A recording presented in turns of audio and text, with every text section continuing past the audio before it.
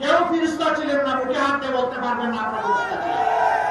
কেউ করেছেন কম, কেউ করেছেন বেশি। শুধু ফ্যাসিবাদী 15.5 বছরে বাংলাদেশ থেকে 28.5 লক্ষ কোটি টাকা বিদেশে পাচার করা হয়েছে। এই টাকা কার? এই টাকা 18 কোটি মানুষের। এই টাকা আজকে জন্ম নেওয়া শিশুর। এই টাকা রাস্তার পাশে বসে আমার যে ভাই, আমার যে বোন ভিক্ষার থালা নিয়ে মানুষের কাছ থেকে ভিক্ষা নেয়, এই টাকা কারও। আমার যে ভাই হারিয়ে দেয়, তারা অবশ্যই এটার জন্য অভিনন্দিত হবে। কিন্তু যদি ফেরত না দেয়, রাষ্ট্র ইনশাআল্লাহ ওদের মুখের ভিতর দিয়ে হাত ঢুকিয়ে পেটের ভিতর থেকে বের করে নিয়ে আসবে। কাউকে ছাড় দেওয়া হবে না ইনশাআল্লাহ। সেই টাকা রাষ্ট্রীয় কোষাগারে যোগ হবে। যে এলাকায় যত বেশি বঞ্চিত, সেই এলাকায় 54,000 বর্গমাইলের 1 ইঞ্চির পর বেহিসাবি করতে পারবো না। প্রতি ইঞ্চি মাটি তখন আমার কাছে তার পাওনা বুঝে নেবে আমার কাছ থেকে। হ্যাঁ, সিলেটবাসীর সঙ্গত যে সমস্ত পাওনা বঞ্চনা, সেগুলো সিলেটবাসীকে সসম্মানে তুলে দেওয়া। প্রবাসী নির্ভর সিলেট একটি আন্তর্জাতিক বিমানবন্দর আছে, কানাসালের নাম পদ্মলোচন। 100কে দেখে না, এটার নাম রাখা হয়েছে পদ্মলোচন। যদি এটা আন্তর্জাতিক বিমানবন্দর হবে, তাহলে সকল এয়ারলাইন্সের ক্রাফট এখানে নামবে না কেন? এতদিন ধরে এটা পূর্ণাঙ্গ আন্তর্জাতিক বিমানবন্দর হয় না কেন? সিলেটি প্রবাসীরা তো বাংলাদেশের রেমিটেন্সে বিশাল অবদান রেখে চলছে।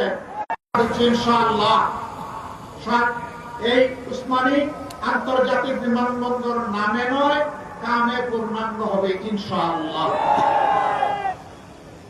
প্রবাসীরা বিদেশে থাকেন, বিশেষ করে ইউকেতে যে সমস্ত বাংলাদেশি প্রবাসী আছেন, তাদের প্রায় 90% সিলেটের বংশোদ্ভূত। ম্যানচেস্টার একটা গুরুত্বপূর্ণ হাট, সেখানে বিমানের নিয়মিত ফ্লাইট আগে যেত আসতো, এখন বন্ধ করে রাখা হয়েছে। কেন? আমরা তো আগাবো, পিছাচ্ছি কেন? আমরা কি চিংড়ি মাছের দৌড় শুরু করেছি? চিংড়ি মাছ দৌড়াতে শুরু করলে শুধু পিছনের দিকে যায়। আমরা তো সিংহের দাবা মেলে সামনে আগাতে চাই। রোড বন্ধ নয়, ওই রোডও চালু করে হবে, আবার নতুন নতুন লোক পুরো হবে ইনশাআল্লাহ। আমেরিকার মতো দেশ, সেখানে বিপুল সংখ্যক বাংলাদেশি থাকেন। বাংলাদেশ বিমানের যাওয়ার মুরত হয় না নিউ ইয়র্ক এয়ারপোর্টে। আমরা ইনশাআল্লাহ এগুলা করবো, চালু করবো। রাষ্ট্র বিমান সংস্থার একই কথা, আমাদের লাভ হয় না। লাভ হবে কেমনে? চুরির তোলা যদি ভাঙনা থাকে, সব তো সাগরে চলে যায়। মহান আল্লাহর পর ভরসা করে দুর্নীতির রোড যখন বন্ধ হবে, চাঁদাবাজি যখন বন্ধ হবে, তখন সকল উন্নয়ন হবে ইনশাআল্লাহ। 5 বছর এই দেশের চেহারা ইনশাআল্লাহ পাল্টে যাবে। নতুন যে বাংলাদেশের স্বপ্ন আমাদের যুব সমাজ, আমাদের মা বোনেরা দেখেন, সেই বাংলাদেশ সেদিন হাতে ধরা দিবে ইনশাআল্লাহ। সম্মানিত ভাইরা, প্রবাসীদের আরো দুঃখ আছে। মিডল ইস্টে যারা কাজকর্ম করতে যান, তারা অত বেশি বেতন এবং আয় রোজগার করতে পারেন না। কারো কারো ভাগ্যে অনেক সময় ওই দেশে ইন্তেকাল জুটে যায়। এই লোকটি যখন ইন্তেকাল করে, তখন তার লাশ নিয়ে ঠেলা ধাক্কা শুরু হয়ে যায়। কেন? তাকে বলবেন রিমিটেন্স যোদ্ধা, আবার সেই ইন্তেকাল করলে তার কোনো অভিভাবক থাকবে না, তা আমরা মানতে রাজি নই।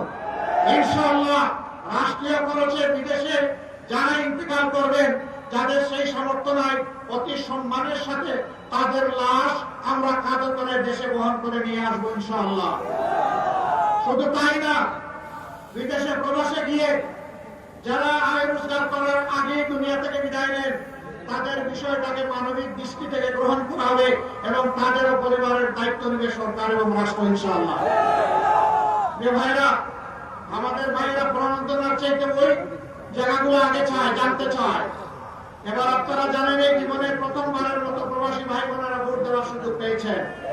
আপনাদের দোয়া, আল্লাহর মেহেরবানিতে এই আওয়াজ আমরাই দিয়েছিলাম। অনেকে তার বিরোধিতা করেছিলেন, অনেকে বলেছেন প্রবাসীকে